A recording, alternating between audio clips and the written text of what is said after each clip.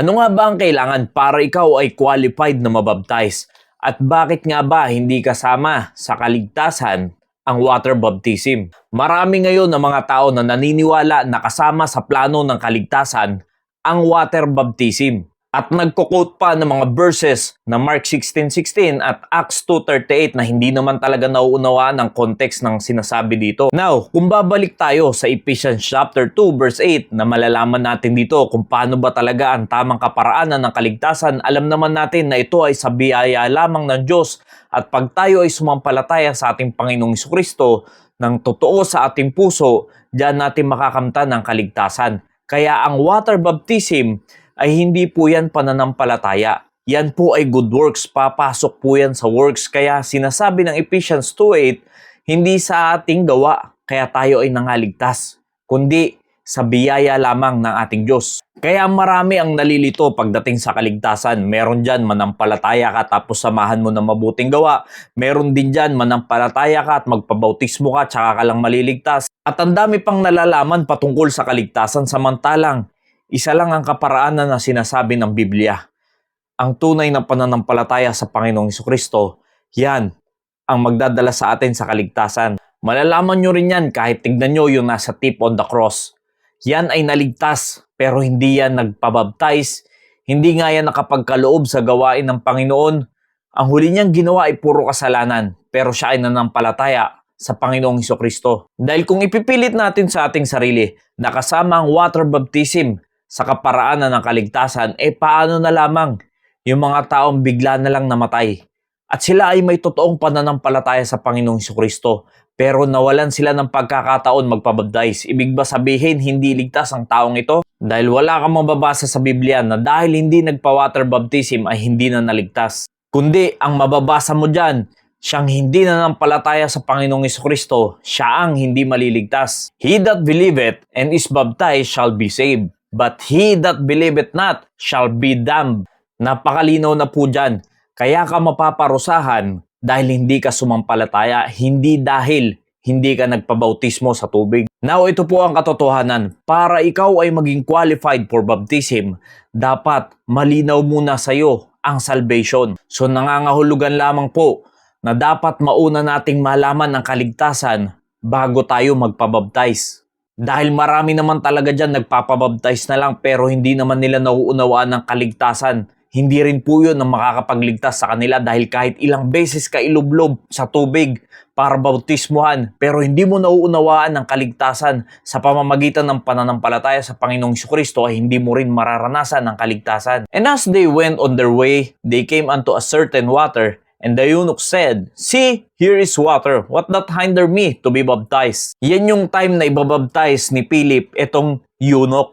Ang sabi ng eunuch dito, merong tubig dito. Ano ang humahadlang para ako ay mabautismuhan? So nagtatanong siya kung ano ba, paano ang kaparaanan para siya ay mabaptize. Tignan nyo po kung ano ang sagot, ang reply ni Philip dito. And Philip said, "Thou believest with all thine heart, thou mayest." And he answered and said, "I believe that Jesus Christ is the Son of God." Napakalinaw po ng sagot ni Philip dito doon sa eunuch.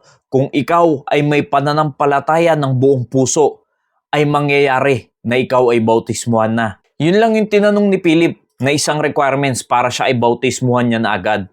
At nung nag-reply yung eunuch, "I believe that Jesus Christ is the Son of God," ay nangyari na binautismuhan siya ni Philip. That if thou shalt confess with thy mouth the Lord Jesus, yan po yung ginawa ng eunuch.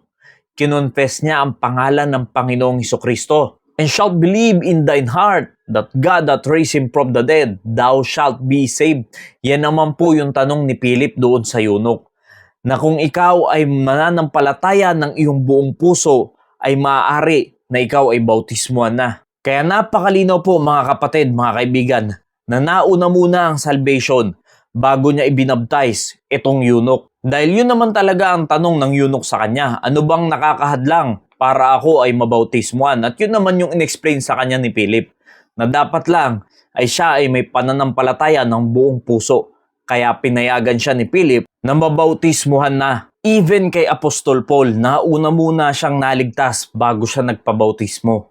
And Ananias went his way and entered into the house. and putting his hands on him said, Brother Saul, the Lord, even Jesus, that appeared unto thee in the way as thou camest, hath sent me, that thou mightest receive thy sight and be filled with the Holy Ghost. Malinaw naman sa atin mga kapatid na pag ang banal na spirito ay nanahan na sa atin, nangangahulugan na tayo ay ligtas na. Dahil hindi na po umaalis ang banal na spirito once na yan ay nanahan na sa atin.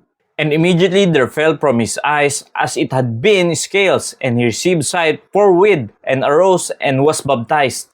Kaya't napakalinaw po dyan, even Apostol Paul, nauna muna ang salvation na nangyari sa kanya bago siya nagpabaptize. Dahil ang baptism po, nangangahulugan po yan na tayo ay sumusunod sa Panginoong Jesucristo. Yan po ang first act of obedience sa ating Diyos. Simula nung tayo ay sumampalataya sa Kanya. At ito naman pong aking sunod na babasahin ay ito yung istorya ng Philippian jailer. Nung nakakulong si Apostol Paul at si Silas at nagkaroon ng earthquake at akala na itong Philippian jailer na ito ay nakawala na yung dalawa.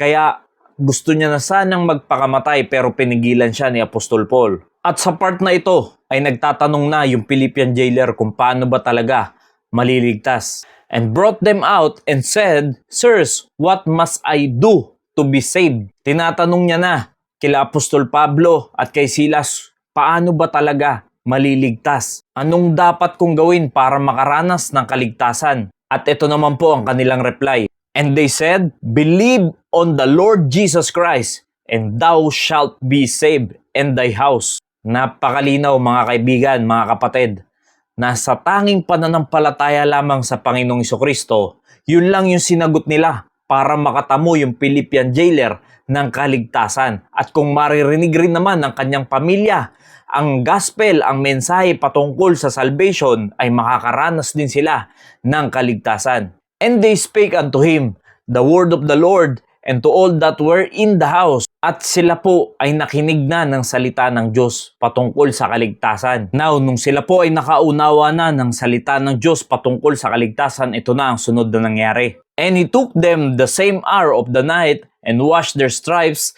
and was baptized, he and all his straightway. Napakalinaw po dyan mga kapatid, na para ikaw ay ibaptize, dapat munang naunawaan mo ang salvation. Dahil yan ang kailangan upang ikaw ay bautismuhan sa tubig.